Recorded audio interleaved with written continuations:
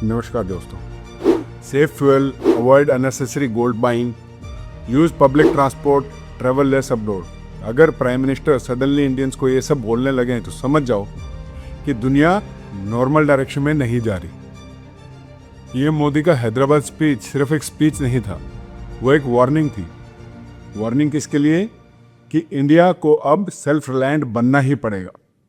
PM Modi ji की इस बात को आज हम मैरीटाइम पर्सपेक्टिव से समझते हैं।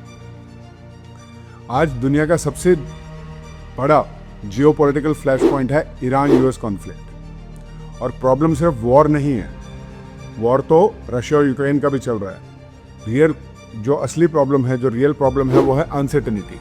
क्योंकि ये कॉन्फ्लिक्ट रुक ही नहीं रही है। रोज रोज इनकी सीज फायर की बात होती है, उसके बावजूद इनके पीस टॉक्स रिपीटेडली फेल हो रहे हैं।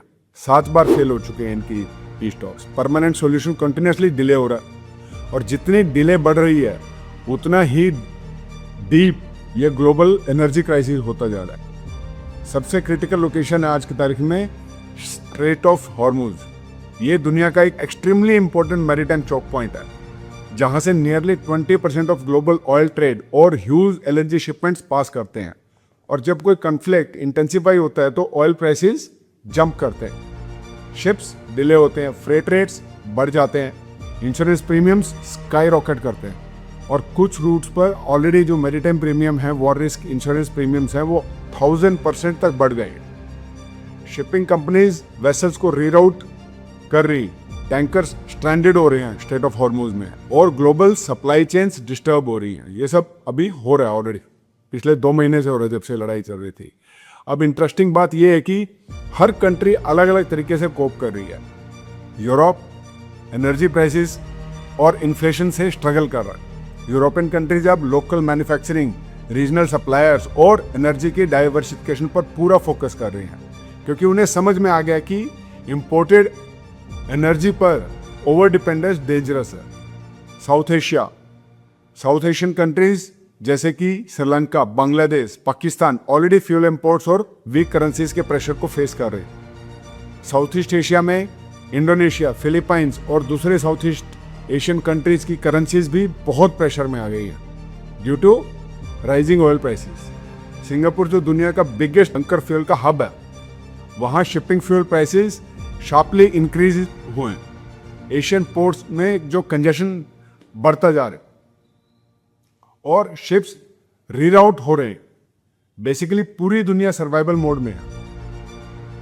तो इंडिया जो ट्रेडिशनली एक इंपोर्ट हैवी इकोनॉमी है, हमारे पोर्ट्स पर डेकेड से, कई दशकों से मेनली इंपोर्ट्स क्या होते हैं, किस प्रकार के इंपोर्ट्स होते हैं? Crude oil, LNG, gold, fertilisers, electronic components, semiconductors, और ये सब इंपोर्ट्स शिप्स के थ्रू इंडिया आते हैं। मतलब जब शिपिंग एक्सपेंसिव होती है तो इंडिया डायरेक्टली इंपैक्ट होता है।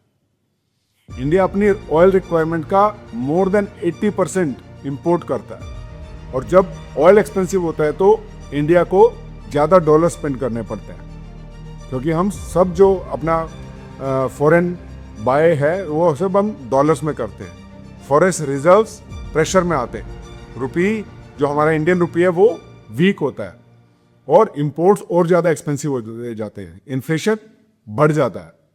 इसीलिए मोदी जी ने रिपीटेडली फॉरेन एक्सचेंज बचाने की बात की है। लेकिन अब इंडिया स्लोली शिफ्ट तो कर रहा है। जहाँ पे हम पहले इंपोर्ट ड्रिवन इकोनॉमी थे, अभी हम बहुत सारे हमारी गवर्नमेंट के प्लान्स हैं जो हमारी इकोनॉमी को एक्सपोर्ट ड्रिवन इकोनॉमी बनाना चाहते हैं। इसलिए गवर्नमेंट ने make in India, manufacturing, ports, freight corridor, ship building, exports को एग्रेसिवली पुश किया है।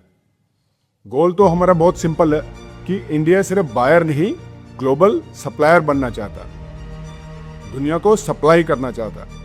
इस स्पीच का जो बिगेस्ट मैसेज था वो है self reliance is no longer optional.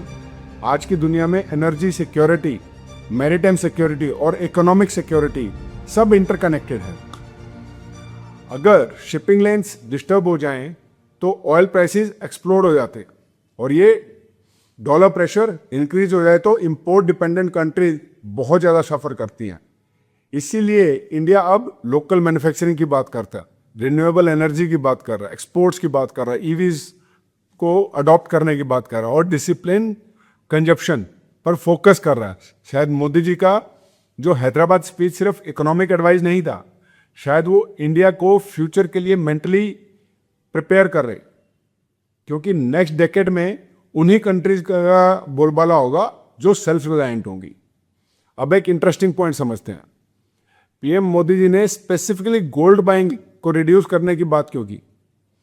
India दुनिया का लार्जेस्ट गोल्ड इंपोर्टर में से एक है। हम हर साल 700 से 800 टन जो है गोल्ड का इंपोर्ट करते हैं, और ये सब जो हम इंपोर्ट करते हैं डॉलर्स में करते हैं, डॉलर्स में हम गोल्ड को खरीदते हैं और ये पैसा डायरेक्टली बाहर चला जाता है। अगर इंडियंस एक साल के लिए अगर गोल्ड की बाइंग को सिग्निफिकेंटली रिड्यूस कर दें, कम कर दें, तो हम क्या क्या कर सकते हैं? हाउस होल्ड्स का पैसा बैंक्स में, म्यूचुअल फंड्स में, स्टॉक्स में और इंडियन बिजनेसेस में इन्वेस्ट हो जाएगा, और जब ये पैसा प्रोडक्टिव सेक्टर्स में जाएगा तो हमारी इंडस्ट्रीज ग्रो करेंगी, इंफ्रास्ट्रक्चर प्रोजेक्ट्स फंड होएंगे और जॉब्स क्रिएट होते हैं, और लॉन्ग टर्म इकोनॉमिक ग्रोथ बढ़ती है, स्ट्रांग होती है। और उसके साथ ही गोल्ड इंपोर्ट्स कम होने का मतलब जो है, उससे डॉलर आउटफ्लो हमारा कम हो जाता है, फॉरेक्स रिजर्व्स पर प्रेशर कम होता है, और जो हमारा इंडियन रुपीज है वो और ज़्यादा स्टेबल हो जाएगा, इंपोर्ट्स सस्ते हो जाएंगे, इन्फ्लेशन कंट्रोल में आ जाएगी। मतलब सिर्फ एक हैबिट चेंज करके भी हम पूरी इकोनॉमी पर पॉजिटिव इंपैक्ट डाल सकते हैं। और शायद इसीलिए मोदी जी ने रिपीटेडली रिस्पॉन्सिबल कंजप्शन की बात की है। तो आपको क्या लगता है, क्या इंडिया सही डायरेक्शन में मूव कर रहा है, और क्या सेल्फ रिलायंस जो है वही फ्यूचर का सबसे बड़ा वेपन बनने वाला है? कमेंट्स में जरूर बताना, और जियोपॉलिटिक्स, शिपिंग, मैरीटाइम ट्रेड को सिंपल लैंग्वेज में समझने के लिए इस चैनल को सब्सक्राइब जरूर करो। Thank you.